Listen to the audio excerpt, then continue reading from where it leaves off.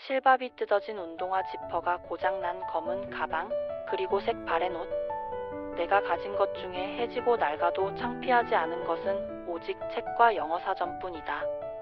집안 형편이 너무 어려워 학원 수강료를 내지 못했던 나는 칠판을 지우고 물걸레질을 하는 등의 허드레질을 하며 강의를 들었다.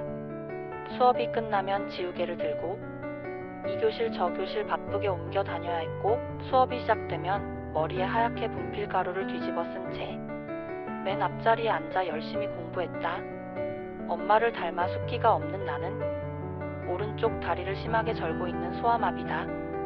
하지만 난 결코 움츠리지 않았다. 오히려 내 가슴 속에선 앞날에 대한 희망이 고등어 등짝처럼 싱싱하게 살아 움직였다. 짧은 오른쪽 다리 때문에 뒤뚱뒤뚱 걸어 다니며 가을에 입던 홀 잠바를 한겨울까지 입어야 하는 가난 속에서도 나는 이를 악물고 손에서 책을 놓지 않았다. 그러던 추운 어느 겨울날 책 살 돈이 필요했던 나는 엄마가 생선을 팔고 있는 시장에 찾아갔다. 그런데 몇 걸음 뒤에서 엄마의 모습을 바라보다가 차마 더 이상 엄마에게 다가가지 못하고 눈물을 참으며 그냥 돌아서야 했다. 엄마는 낡은 목도리를 머리까지 칭칭 감고 질척이는 시장 바닥의 좌판에 돌아앉아 김치 하나로 차가운 도시락을 먹고 계셨던 것이다.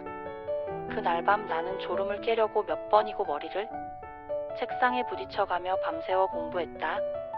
가엾은 나의 엄마를 위해서.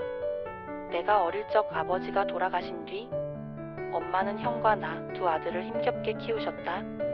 형은 불행히도 나와 같은 장애인이다. 중증 뇌성마비인 형은 심한 언어장애 때문에 말 한마디를 하려면 얼굴 전체가 뒤틀려 무서운 느낌마저 들 정도이다. 그러나 형은 엄마가 잘 아는 과일 도매상에서 리어카로 과일 상자를 나르며 어려운 집안 살림을 도왔다. 그런 형을 생각하며 나는 더욱 이를 악물고 공부했다. 그 뒤 시간이 흘러 그토록 바라던 서울대에 합격하던 날, 나는 합격 통지서를 들고 제일 먼저 엄마가 계신 시장으로 달려갔다. 그날도 엄마는 좌판을 등지고 앉아 꾸역꾸역 찬밥을 드시고 있었다. 그때 나는 엄마에게 다가가 등 뒤에서 엄마의 지친 어깨를 힘껏 안아드렸다. 엄마, 나 합격했어. 나는 눈물 때문에 더 이상 엄마의 얼굴을 볼 수 없었다. 엄마도 드시던 밥을 채 삼키지 못하고 하염없이 눈물을 흘리며 사람들이 지나다니는 시장 골목에서 한참 동안 나를 꼭 안아주셨다. 그날 엄마는 찾아오는 단골 손님들에게 함지박 가득 담겨있는 생선들을 돈도 받지 않고 모두 내주셨다. 그리고 형은 자신이 끌고 다니는 리어카에 나를 태운 뒤 입고 있던 잠바를 벗어내게 입혀주고는 알아들을 수도 없는 말로 나를 자랑하며 시장을 몇 바퀴나 돌았다. 그때 나는 시퍼렇게 얼어있던 형의 얼굴에서 기쁨의 눈물이 흘러내리는 것을 보았다. 그날 저녁 시장 한 구석에 있는 순대국밥집에서 우리 가족 셋은 오랜만에 함께 밥을 먹었다. 엄마는 지나간 모진 세월의 슬픔이 북받치셨는지 국밥 한 그릇을 다 들지 못하셨다. 그저 색 바랜 국방색 전대로 눈물만 찍으며 돌아가신 아버지 얘기를 꺼냈다. 너희 아버지가 살아있다면 기뻐했을 텐데 너희들은 아버지를 이해해야 한다. 원래 심성은 고운 분이다. 그토록 모질게 엄마를 때릴 만큼 독한 사람은 아니었어. 계속되는 사업 실패와 지겨운 가난 때문에 매일 술로 사셨던 거야. 그리고 할 말은 아니지만 하나도 아닌 둘씩이나 몸이 성치 않은 자식을 둔 애비 심정이 오죽했겠냐? 내일은 아침 일찍 아버지께 가봐야겠다. 가서 이 기쁜 소식을 얼른 알려야지. 내가 어릴 때 부모님은 자주 다투셨는데 늘 술에 취해 있던 아버지는 하루가 멀다 하고 우리들 앞에서 엄마를 때렸다. 그러다가 하루 종일 겨울비가 내리던 어느 날 아버지는 아내와 자식들에 대한 죄책감으로 유서 한 장만 달랑 남긴 채 끝내 세상을 버리고 말았다. 고등학교 졸업식 날 나는 우등상을 받기 위해 단상 위로 올라가다가 중심이 흔들리는 바람에 그만 계단 중간에서 넘어져 바닥으로 떨어졌다. 움직이지 못할 만큼 온 몸이 아팠다. 그때 불이 나게 달려오신 엄마가 눈물을 글썽이며 얼른 나를 일으켜 세우셨다.